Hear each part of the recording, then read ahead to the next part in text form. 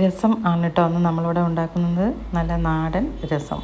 അപ്പോൾ ഇതെങ്ങനെയാണ് ഉണ്ടാക്കുന്നതെന്ന് കണ്ടു നോക്കാം. എല്ലാവർക്കും നമ്മുടെ പുതിയൊരു വീഡിയോയിലേക്ക് സ്വാഗതം. അപ്പോൾ അതേ രസം തയ്യാറാക്കാൻ വേണ്ടി ചെറിയ ഉള്ളി, വെളുത്തുള്ളി, ഇഞ്ചി, തക്കാളി, മല്ലിയില, പിന്നെ 2 തണ്ട് കറിവേപ്പില, ഇതൊക്കെ നമ്മൾ എടുത്ത് വെച്ചിട്ടുണ്ട്. ഇതൊക്കെ ഒന്ന് കഴുകി വൃത്തിയാക്കി എടുക്കാം. പിന്നെ അതിലേക്ക് വേണ്ടത് കുറച്ച് പുളിയാണ് കേട്ടോ. ആ പുളിയിലൊന്ന് കുറച്ച് വെള്ളം ഒഴിച്ച് വയ്ക്കാം. ആ പുളി ഒന്ന് വെള്ളത്തിൽ കിടന്ന് കുതിർന്ന് കിട്ടണം. അപ്പോൾ നമ്മളിതൊക്കെ വൃത്തിയാക്കി എടുത്ത് വെച്ചിട്ടുണ്ട്. ഇനി നമുക്കിതൊക്കെ ഒരു മിക്സിയുടെ ജാറിലേക്ക് ഇട്ട് കൊടുക്കാം.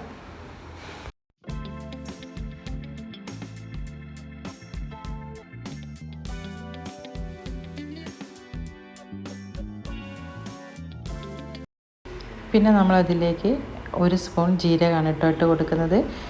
ജീരകം കഴുകി വൃത്തിയാക്കി അതിട്ട് കൊടുത്തു. പിന്നെ അതിലേക്ക് കുരുമുളകിൻ്റെ പൊടിയാണ് ഞാൻ ഇട്ട് കൊടുക്കുന്നത്. ഇതൊന്ന് അടിച്ചെടുക്കുകയാണ് കേട്ടോ, മുഴുവനായിട്ട് ഇട്ടാലും മതി. അതിന് ശേഷം പിന്നെ നമ്മളതിലേക്ക് നമ്മൾ മുറിച്ച് വെച്ച തക്കാളി ഒന്ന് അടിച്ചെടുക്കണേ. നന്നായിട്ട് അരഞ്ഞൊരു പേസ്റ്റ് രൂപത്തിലൊന്നും ആക്കണ്ട, ചെറുതായിട്ടൊന്ന് അടിച്ചെടുത്താൽ മതി.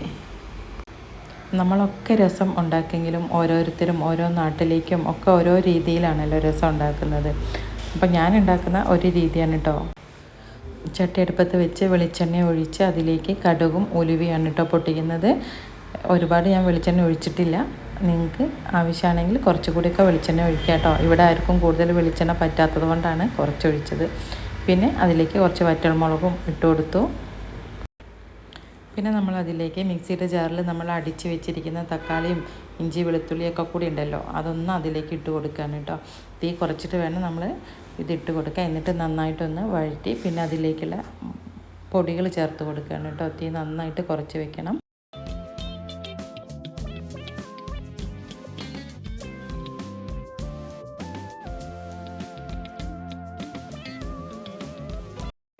പിന്നെ നമ്മളതിലേക്ക് 1 സ്പൂൺ മല്ലിപ്പൊടി, 1 സ്പൂൺ മുളക് പൊടി, 1/2 സ്പൂൺ മഞ്ഞൾപ്പൊടി, ഇതാണ് കേട്ടോ നമ്മൾ ചേർത്ത് കൊടുക്കുന്നത്. എന്നിട്ട് അതൊന്ന് നമ്മൾ വഴറ്റിയെടുക്കുകയാണ് കേട്ടോ. ഇതിൻ്റെ ആ ഒരു പച്ചമണമൊക്കെ മാറുന്നത് വരെ തീ കുറച്ച് വെച്ച് നമ്മളതൊന്ന് വെളിച്ചെണ്ണയിൽ വഴറ്റിയെടുക്കണം.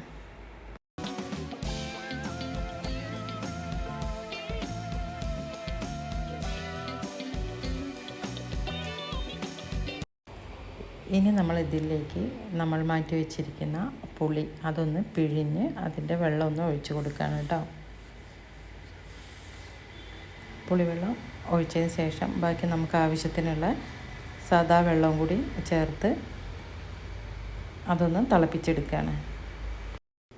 കുറച്ച് ഉപ്പ് കൂടെ ചേർത്ത് കൊടുത്തിട്ടുണ്ട്. ഞാൻ കല്ലുപ്പാണ് കേട്ടോ ഉപയോഗിക്കാറ്.